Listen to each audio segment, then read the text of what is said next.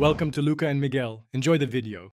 In this video, I will show how to take out a RAM stick easy method. Next, power down the computer, unplug it, and open the case panels carefully. Remove jewelry and ground yourself to avoid static damage. Locate the RAM slots and identify the module to remove.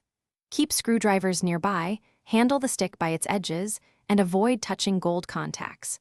Move slowly and methodically for a smooth, safe removal process. Before touching anything, take a clear look inside the case and find the RAM slots next to the CPU. Note which module you will remove and which clips secure it. If clips are stiff, gently press them outward simultaneously until they release. Make sure your hands are dry and steady, and set a small container nearby for screws and jumpers.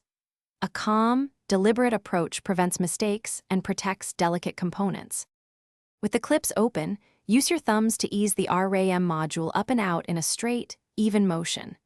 Avoid rocking it or touching the gold contacts, and keep pressure balanced so one side does not bend. Place the stick into an anti-static bag or on a non-conductive surface immediately. If reinstalling, align the notch correctly and press down until the clips click. Take your time to ensure no pins bend or components. Thanks for watching and please subscribe. It's the best investment you'll ever make.